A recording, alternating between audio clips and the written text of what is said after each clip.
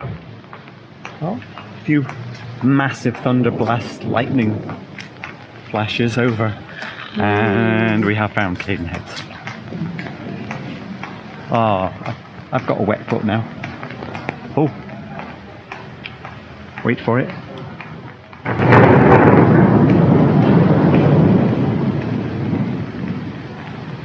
Very dramatic. Let's go and see what's inside the London Cadenhead. Joel says it's okay to make a movie. That's fine, no worries. Couldn't help but notice the reopening. There haven't been many reopenings for a long time. Well, absolutely. Port Ellen. And of course, there's the Rose Bank as well. Yeah. Of course, the only thing that remained is, of course, just the name. Right. So we still see what sorts of whiskies they're going to release one day. I mean, I guess Port Ellen is still there, but it's the maltings, really, yes, isn't it? That's what I've understood. So the distillery, the site is still there. Yeah. Of course, it's closed now because of this operation. So once again, what I've understood, perhaps the next 2-3 years we start to get something. I might be wrong. Yeah. But, that's the impression I'm living with. Yeah. So it would be nice. Port Ellen definitely, especially nowadays, is quite a high demand. I know, yeah. Collector's value and all that. So. Although we were just over at Hedonism Wines, and I had to chuckle. It's the only place I've been to where the Port Ellens are not in the glass cabinet. Oh, yes. Because other Port Ellens and higher end stuff is in the glass cabinet. Of course. Had some crazy bottles in there. I can't remember when was the last time we had a Port Ellen in the shop. I mean, I worked here about 2 years now, and Right. If my memory serves me right, we've had one. Yeah. That was when I started working in 2017. And that was a Cadenhead bottling Not of Port quite. Ellen? It was, No. I think it was some of the old official ones, but Yeah, okay. once again, I can't remember exactly. We've had quite many of those collector's items in this cabinet as well. I'm presuming you didn't get to taste that one, Joel. Not quite. I've had a few Port Ellens from some of our customers who bring in samples. Oh, nice. You know, collectors and whatnot. So. And I don't even know what type of a whiskey Port Ellen is. Well, what I can remember, at least from the ones I tried, of course, that sort of earthy, slightly fruity, bit sort of those crabbly, ashy. Smoky or how Yes, smoky? the one which I at least tried, I can't remember that was heavily smoked. Yeah. But it was peated, definitely. Yeah. That's, once again, everything Yeah. I can remember. It's been a while. Was it the end of a long flight? Yeah. Sometimes. Yeah. No, it's just, of course, in a business like this, you go through so many samples and all sorts. Yeah, I'm sure. It's not just Scotch. So. Of course, yeah, because you have a big rum selection as well. Have you tried any of the Port Ellens ever? Port Ellen? Port Ellens, yes. They usually peated down there. Yeah, how peated is a Port Ellen? It's usually quite heavy. It is like Ardbeg heavy, kind of, or More Lafroig. yeah, okay, but heavily peated. Yeah, Yeah. I guess if it's a 30-year-old Port Ellen, it wouldn't be that. No, peaty. it loses some of the peatiness when it gets older. Yeah, But years ago, you couldn't sell Port Ellen. I'm sure. It's One of those coming things. out at 9-10 years old, yeah, and people didn't like it, so Yeah. they weren't buying it, and that's why the distillery went. right. I mean, things close Yeah. for. But then people got a taste for Lafroig and Lagavulin Yeah. and things like that. People's tastes changed. Yeah. Now And everyone's now, like, what happened to Port Ellen's Ellen? demanding huge prices. Yeah, so funny. Yeah, To be honest, this has happened to many other distilleries as well. So yeah, I'd say originally they were not that much of a big names or not in that sort of list of the collectors. They really want to have this and that bottle, and then yeah, several decades later, all of a sudden it's the big thing. Yeah, so, of course. But things go up and down. So and we'll see. I'm really curious to see what happens with Port Ellen now, since if it's reopening. yeah. happens? It's What happens unusual to when you prices have a of the name old like ones? that. Yeah. Yeah. So what are popular sellers this week then?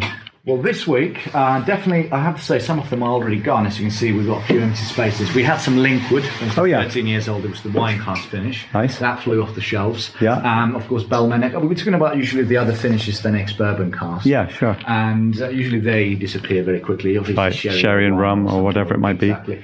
So Belmenic. But what comes to the ex-bourbon cask matured ones, if you want something older, the Taliban in 24 is beautiful. Oh, yeah. At least why go with that bit kind of classic Highland toffee sauce, oily, waxy. That is not expensive, is it, for a 24? Oh, absolutely not. So that's why I always like Cadenheads, because you can get into details of the distilleries in a single cask small batch, and then you can actually taste the real flavours. Yeah. They're not cut with water and obviously a caramelized either. So. Right. But those, and then let me see, Ord 13, I've got a bottle of this at home. Oh, yeah. That's Madeira cask finish, that Yeah. one. It's that sort of quite a, in my opinion, bit, when I say soggy fruits, I mean actually in a good way, very stewed fruits. And hints of chocolates, flavours, coffee beans, in my opinion. Nice. Delicious. A lot of berries and that sort of. Then, of course, I'm always glad, I mean, especially what comes to, you know, Cadenhead bottlings, we're talking about some of the not that well-known names like Althroisk. Yeah. Beautiful whiskies. Of course, Craig Alecky as well. I mean, to be honest, not being biased, but I can always recommend all of these. Yeah. Because it's such a interesting business, you know, that sort of into the detail Scotch. And we did do the Cadenhead warehouse tasting up at Campbelltown. It was great. I think we did try a Strathmill. Is that the 27 years old? Yeah. I think it was the first one we tried. Yeah. And the Tormore and... Oh, I'll have to watch the video to remember. Oh, yes. Joel says there's more. There's more. This is just the warm-up room. Yeah, in the front we try to keep, of course, the Cadenhead single cask small batch frame, but it is, of course, you know, there's an extension, and there's more in here. Last standing bottles. What's left is just a few bottles from previous releases. Got it. A bit of the international ones, and of course the 1842. We used to have live casks in the shop. Okay. So of course now there's just the solutions as well. Oh, not I to see. have them anymore. So up in the Campbelltown shop, it's glass jars now. Oh yes, the demijohns. Yeah. And but this is kind. Oh yeah, right. Because we saw these barreled up at Campbelltown. So Highland, Campbelltown, and well, the Isla one, but now that's gone as well because it's very, very popular. But that Campbelltown one that's my favourite from these. It's beautiful. Nice. Some international range, of course, some Swedish whiskies. Japanese one as well. One for Deepak. Oh, it's Paul John. Oh yeah. Our first 5 years in Goa, and then the casks were shipped to Campbelltown. Oh really? Finished. It's a beautiful combination. It's peated actually. It's peated. 5 years in Goa in peated casks or peated. The barley was peated. Okay. Yeah. That's what at least now. Goa. Oh, India. Goa. 5 years in Goa. Then they shipped all the casks over to Campbelltown for another 2 years. Wow. You can see some of the information. 2 years. Yeah, exactly. Oh, I see. Yeah. It's really good. All the Paul Johns which we had released are stunning whiskies. There was the 5, 6, and now this is the latest one, which is 7. So presumably, you know, we're going to continue on that. Yeah.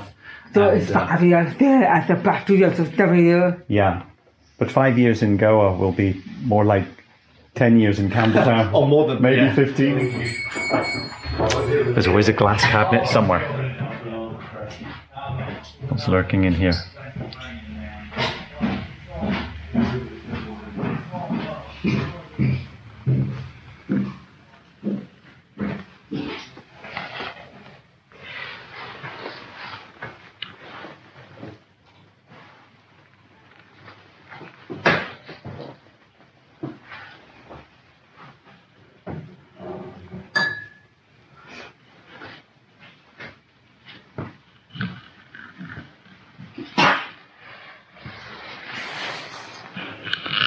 Oh, and still some more.